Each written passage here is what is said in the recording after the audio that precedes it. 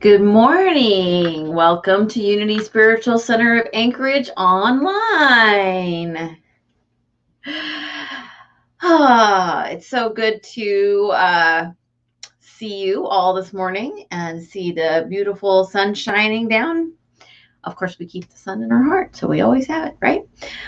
So we will start with our morning wake up song, call to worship song. My soul is welcome here. And here we go. Oh, we want to reverse that. We want to make the words big and me little. There we go. Hopefully they're big enough that you can see them. Sing along as you'd like. You can use your big voice because only you and your cat can hear you.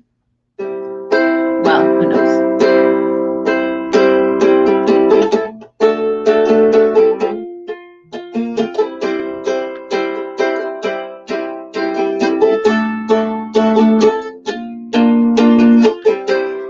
I'm in the right place at the right time. I am just where I'm supposed to be. I'm in the right place at the right time. I am just where I'm supposed to be. I'm in the right place at the right time. I am just where I'm supposed to be. I'm in the right place at the right time. I am just where I'm supposed to be. Oh, my soul is welcome here. Oh, my soul is welcome here. I am getting the message loud and clear. My soul is welcome here.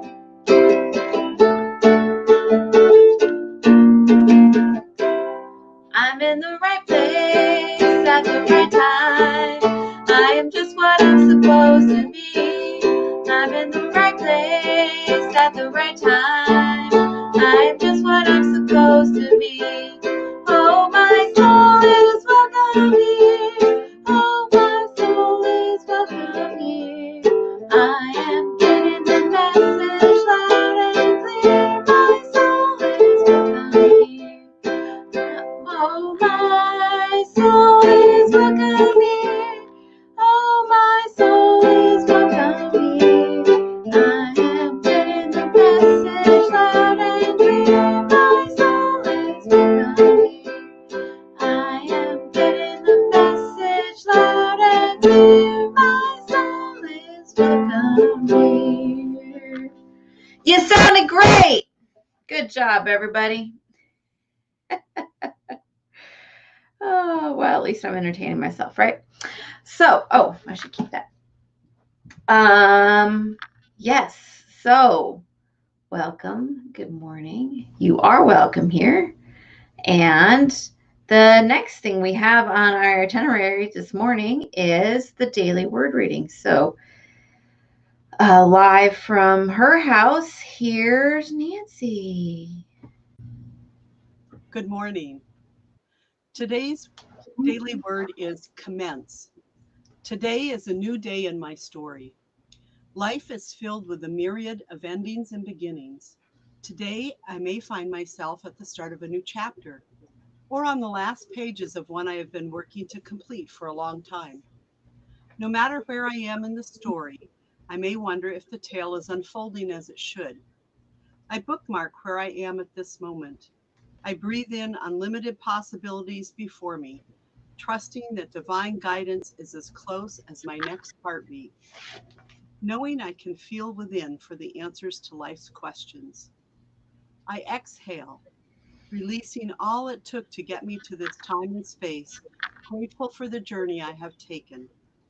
No matter what the narrative has been, I know the pages ahead of me are yet to be written. God is my source, the pen in my hand, and a new day is dawning for me. It is the Lord who goes before you. He will be with you. He will not fail you or forsake you. Do not fear or be dismayed. Deuteronomy 31, verse 8. And once again, today is a new day in my story. Thank you, Nancy. And And so today is Mother's Day, in case you didn't catch that. And so, oh, that's not what I meant to do. Sorry, Nancy.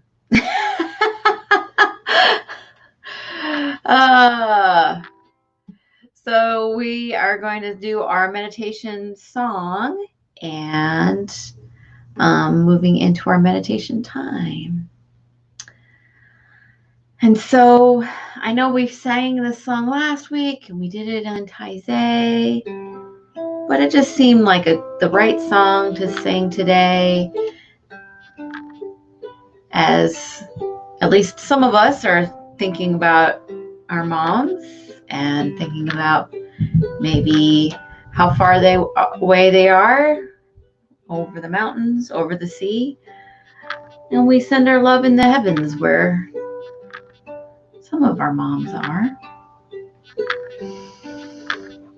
And that's why I thought it was a great song for today. And we can think about anybody or the whole world as we send our love around the world. And remember to send it to yourself too. I send my love over the mountain. Oops, I'm sorry. I was in the wrong. Helps to be in the right key.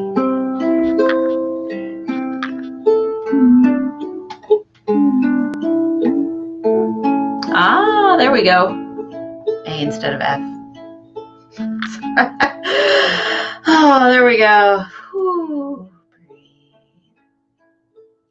I send my love over the mountains. I send my love over the sea. I send my love into the heavens, and it returns to me. I send my love over the mountains. I send my love over the sea. I send my love into the heavens, and it returns to me. Let's send our joy. I send my joy over the mountains. I send my joy over the sea. I send my joy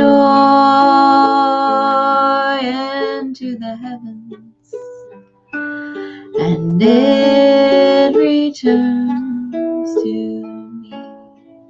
Peace. I send my peace over the mountains.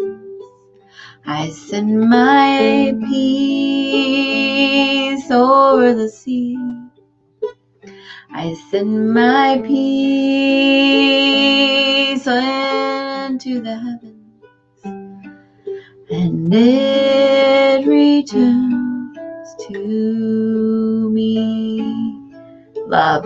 I send my love over the mountains. I send my love over the sea. I send my love into the heavens, and it returns to me. And so let's just breathe, friends. Settle into meditation. Feeling the feet on the floor, feeling your body settled into the chair that you're resting on, allowing allowing your shoulders to relax.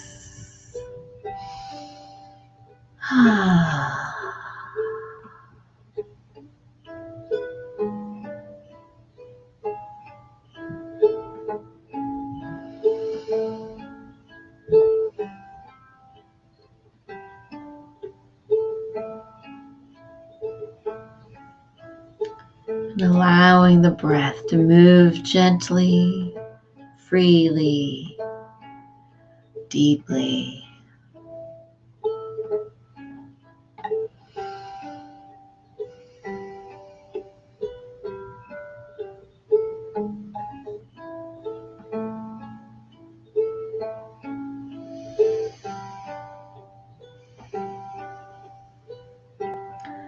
And allow that inner space of love to open even more.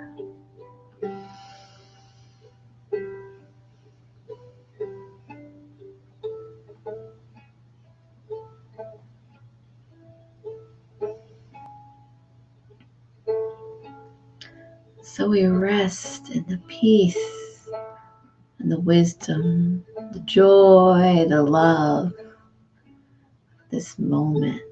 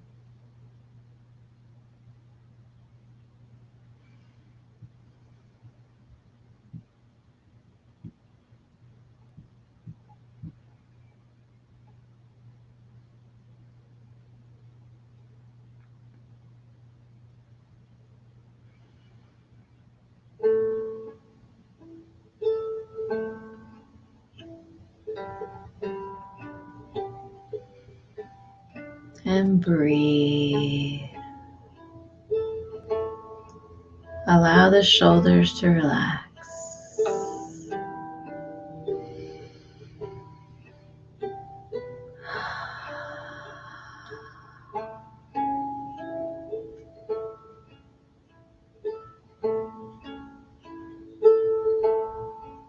I invite you to bring to mind, bring to heart someone or something you deeply appreciate.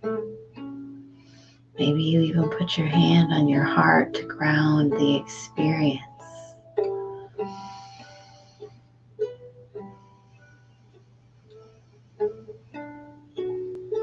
And allow that feeling of appreciation, that felt sense, sizzle in every cell of your being.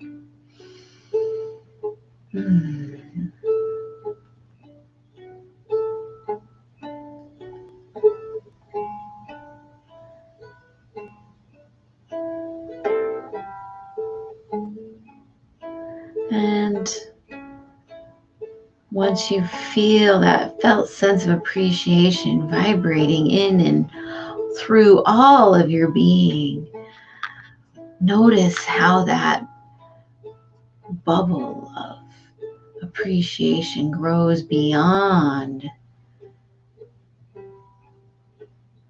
your space, to fill the room, to fill your neighborhood.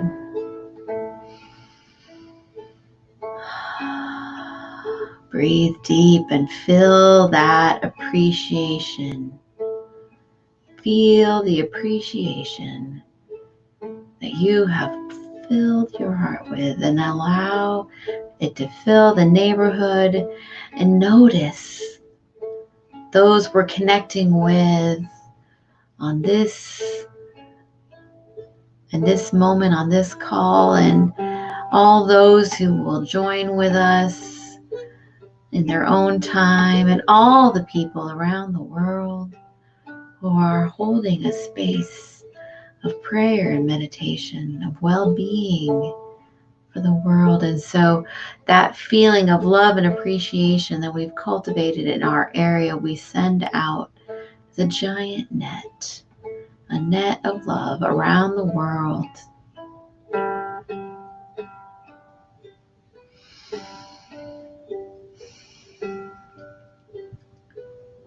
Joining our hearts and minds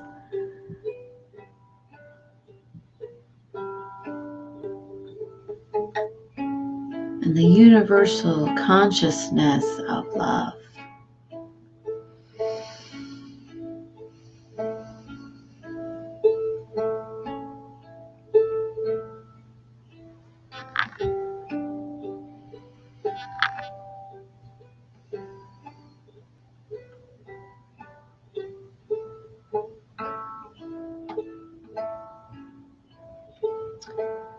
And when you're ready, just send out one more blessing blast to the world.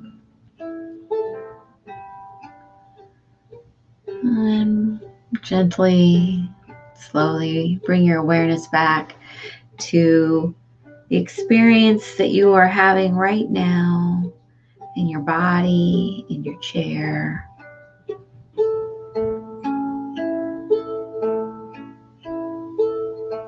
Maybe you notice that you've moved your body in an odd way and you want to straighten that out. Maybe you take a nice couple deep breaths. And we just feel that gratitude for this time to connect our hearts in consciousness, to remember the truth of our being, and to remember that one breath, one remembering, one appreciation, it's all it ever takes to get us back into that place of peace.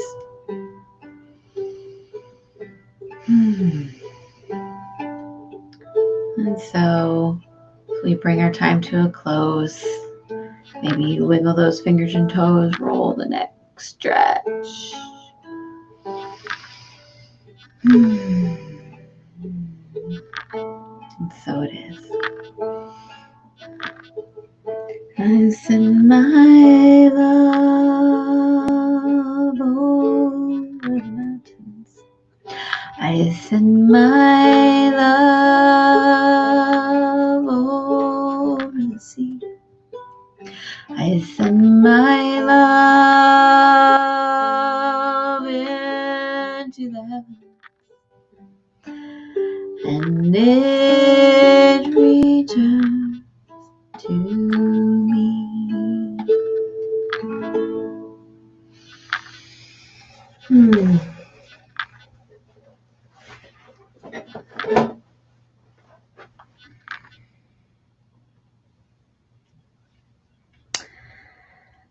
Well, here we are, friends.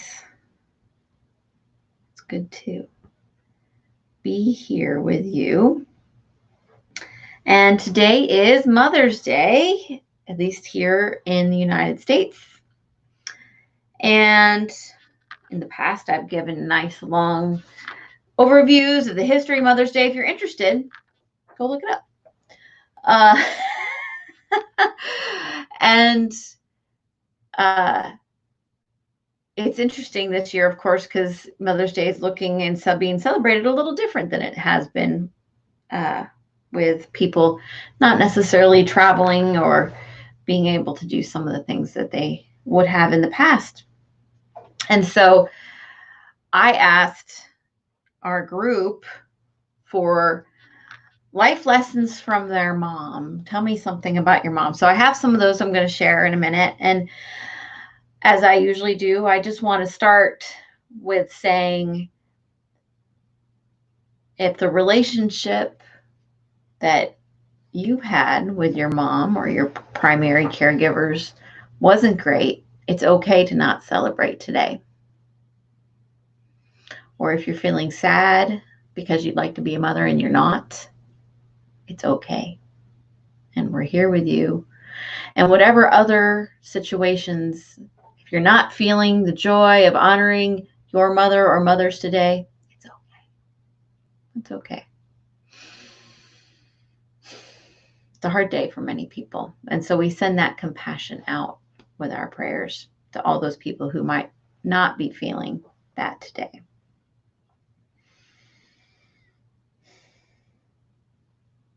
So would you like to hear about some folks in our congregation's moms? You're going to love this, I think. I enjoyed sharing it. So I'm going to start with Sheila's mom. And Sheila's mom's quite a fascinating lady. She says, Mom was inspiring. After she completed the 9th grade at Anchorage High School, her mother took her out of school so Mom could work full-time waiting tables at their Lucky Shot Cafe. On her lunch hour, Mom would run from 5th and D to Lake Spenard, swim, and then run back to town. Pilots from the Flying Tigers, who were frequent customers, taught her to fly, and she soloed for her student pilot's license when she was 16. When she was 17, Mom was a contestant in the Miss Anchorage Fur Rendezvous contest. After Mom and Dad homesteaded at Montana Station on the Alaska Railroad, Mom was right up there building the one-room schoolhouse along with the guys. She had a huge garden and one year canned 64 square feet of salmon they caught that weekend at Montana Creek. She and the other homestead women started the Montana Mothers Club, which eventually morphed into the Upper Susitna Seniors. My mother was funny and inspirational. She was never the disciplinarian, but she did a great job of pretending she was. She'd glare at us when she didn't like what we were doing, but then my brother Steve and I would start laughing, and eventually she would too. One time, Steve and I decided to have a slapping contest, chasing each other around the house until Mom got mad at both of us and joined us the chase with a broom. We all ended up exhausted from the chase and just stood there laughing. Mom and I had fun dancing to American Bandstand and singing along with every song on the radio or record player. Mom would harmonize. She had a beautiful voice. She used to get so frustrated with my adolescent questions. Mom, I don't understand. What is going on behind the green door? I don't know, Sheila. It's just a song. They wrote it that way. But she was also there to support me. Together, we picked out a place to start a bird cemetery, and when I was younger, she would accompany me to the funerals. When 3 moose got caught in deep snows outside our homestead house, Mom spent her days cutting and bringing them willows. Well, I never did find out what goes on behind the green door, but the song always makes me smile and reminds me of Mom.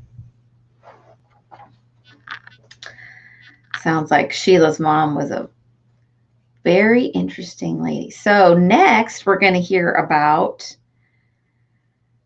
Nancy's mom.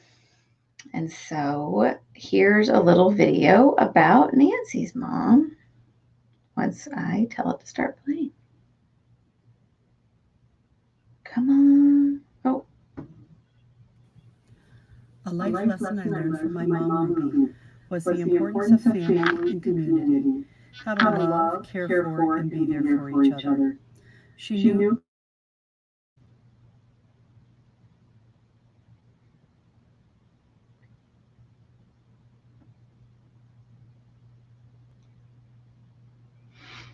we made to nurture both body and soul. Mom gardened. She gathered, pickled, canned, froze, jellied, and baked, delighting in sharing those gifts to nurture her family and others. She shared her love of God with her own children, the children in her Sunday school classes, and through her church women's group, which sponsored projects for women and children around the world. She nursed her parents and my dad at the end of their lives. One of Mom's many wonderful gifts was her smile. It made you happy and brightened your day to see it. It was a balm for your soul. Looking back at pictures, she was almost always smiling from the time she was a child right up to her last days. After she passed on, we found this poem that she wrote in high school. Just smile. I'm tired of seeing people grouch. I want to see them smile. It really isn't very hard and truly quite worthwhile. Just let the corners of your mouth turn up instead of down. You'll find your face will look just fine when you don't wear a frown. You'll get a sparkle in your eye, your friends will flock around. Your smile will travel far and wide, and will yourself astound. The silver lining in your cloud will gleam, and how 'twill shine. You'll think this grand old world of ours has turned out mighty fine. Ruby Gates. Forever in my heart, Mom.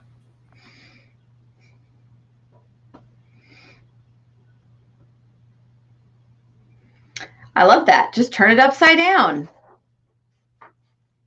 It's great, wise words there, Miss Ruby. And so next we have Ladora's mom. I forgot we have a picture. All right, here we go. Here's Ladora's mom.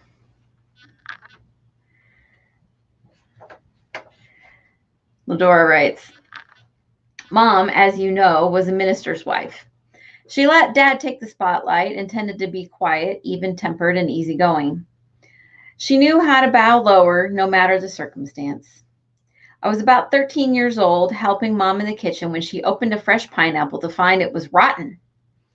Fresh pineapple was a rare treat for us, and it was a huge disappointment. We were accustomed to bananas at 10 cents a pound. We lived 3 blocks from the grocery store, so I was given the task of returning it and finding a better one. At 13, I would do just about anything to avoid embarrassment, and for me, this task ranked high on the embarrassment scale. I picked out the best-looking pineapple and returned home. This pineapple was bad, too. I became alarmed when Mom grabbed her paring knife and said we were going back to the store. With me in tow, she returned the pineapple and told them she would find a good one. On this occasion, and unlike her usual flexible stance, she showed her anger. We stood there in the produce section with Mom cutting one pineapple after another until she found a good one. My embarrassment was complete. In spite of my mortification, my mother's lesson was that being passive doesn't get my needs met.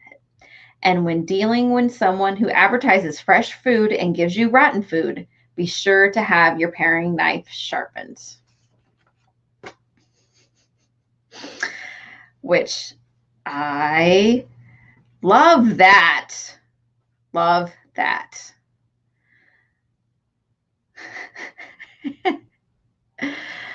Oh, I am so grateful for all of you who shared your stories. And so now I want to tell you a little bit about a story from my mom. And she might be watching. She said she was going to. So there you go.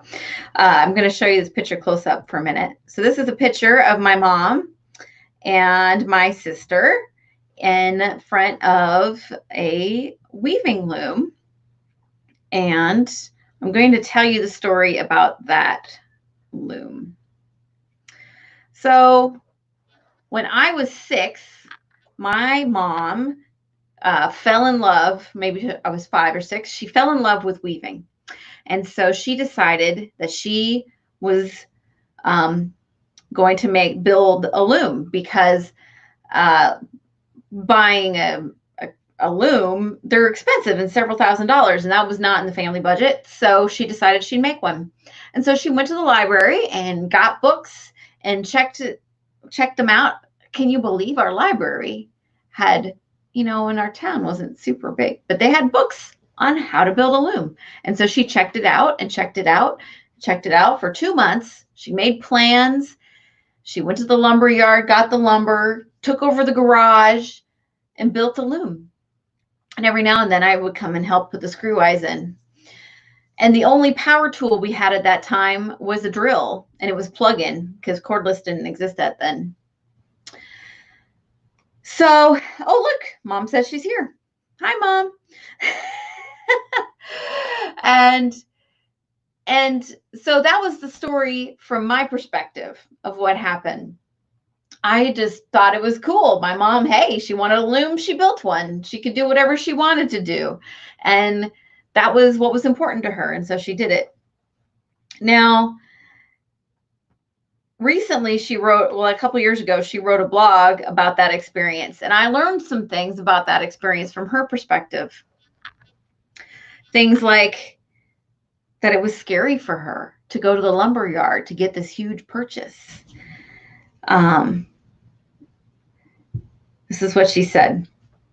My daughter and I were in the station wagon in 5 minutes on our way to the lumber yard for the biggest purchase of wood I've ever made. Was I scared? Sure. What if I got the wrong thing? What if it didn't work? Was I ready to build a loom? Was I making a good investment of time and money? As I pulled into the lumber yard, I remember taking deep breaths and walking in.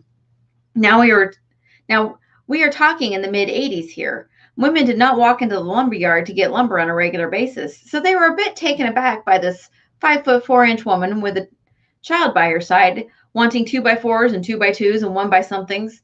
They were very nice and actually very helpful. Over the next 3 weeks, I sawed those boards by hand using a miter box. I drilled the holes to bolt it together and all the little holes for the bucket of screw eyes that were needed. And then it goes on. If you want to read it, I'll link to it. You can read the whole thing. So I didn't know until I read that blog a few years ago that that was a scary experience for my mom, because for me, she always just seemed like she knew what she was doing. Of course, I might have in the moment may have known that, but I didn't know it. That's not what I remembered, right? What I remembered from that experience was, so this is what I learned, because that was what the theme was, right? Ladora learned from her mom that if you're passive, you don't get your needs met, and you should take your paring knife to make sure you get your pineapple. Nancy learned compassion from her mom and faith and things like that. Sheila's mom, full of tenacity, right? And getting things done. What I learned from my mom, well, lots of things, but things like the library has the book, the answers you need, and you can find out what you need to know from a book. That you can find out the answers. And you know what? If you want to build it, you can build it. You'll learn how to do it. And I mean, I guess because of all these young experiences going to the lumberyard, I never had any problem going to the lumberyard and saying, hey, this is what I need, and doing that. And I still do. And I still love to go. The smell of walking into a hardware store or a lumber store is one of my favorites. It feels like comfort and home, unless they've got the fertilizer by the door. It feels like comfort and home to me. Maybe it's because of these experiences as a child. So now that you know that my mom built the whole thing, I'm going to make it big again. Pretty impressive, right? And as time went by, every time the family moved, it was, where's the loom going to go? And the loom and the piano had to have a place. And so I think that it's wonderful and heartwarming, of course, to hear all these wonderful stories about our moms and about each other's moms. I thought it was fun. But I also like the idea of remembering that it's not always the sit down, here's the lesson you're going to learn today, lessons that matter and that make you who you are. When my mom went to the library to get books for her loom, and then built a loom, she didn't necessarily know that she was teaching me that I could find what I needed to be able to do the things I wanted to do and nothing should stand in my way. Did she know that she was teaching me that at that time? I don't know. And she might not know or might not have put those pieces together. And so all of that to say is that we matter. And I was thinking about, of course, if we were all together in the same place instead of all together on the internet, I'd say, look around and think about it. I bet you can think of something that a life lesson you've learned from somebody in the room. It's possible, probable even. And so today, while we appreciate mothers and we appreciate all the things that being a mother looks like, it's not always, it's not the same. Not every experience is the same. But we can send that appreciation for this experience of learning from one another to all people that come into our lives.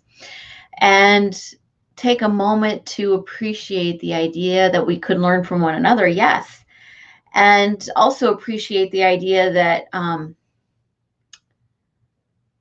to be open to the learnings that come our way. Even last night, we're sitting on the deck and Bill decided to be grateful for the cottonwood seeds that were coming down on our deck because it gives him an opportunity to learn patience, which is much better than getting upset, right?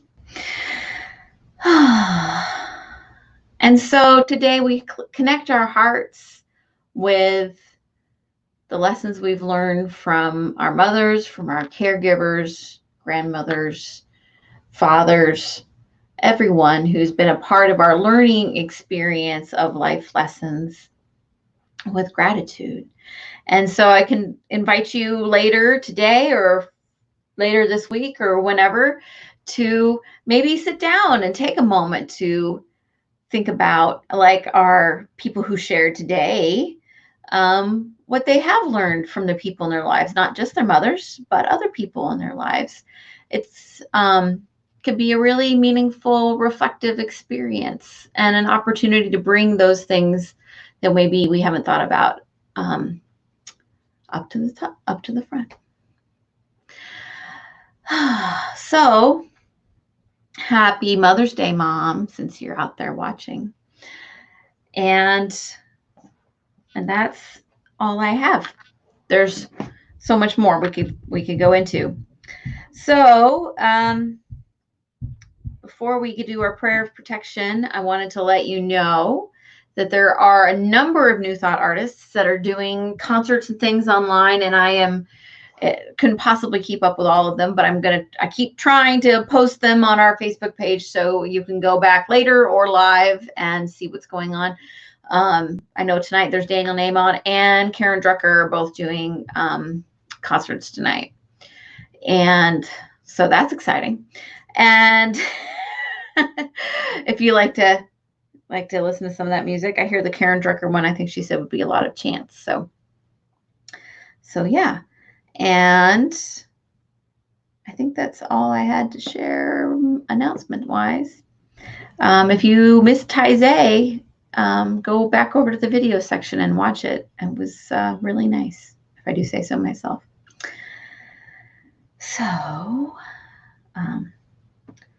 So let's just take a moment to think of, we've been talking about mothers and all the others who might be on our hearts, and take a moment to bring all those in and share anyone else who might be in our prayer requests today.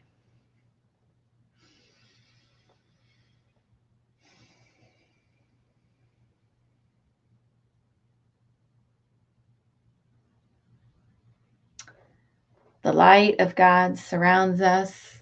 We are the light of God. The love of God enfolds us. We are the love of God. The power of God protects us. We are the power of God. The presence of God watches over us. We are the presence of God. Wherever we are, God is, and so it is. Thank you for joining me today in this virtual experience. We will be popping right over to the Zoom line for fellowship, so hope to see you there. I will pop the link in the comments here in a moment. So be well, take care, and call your mom.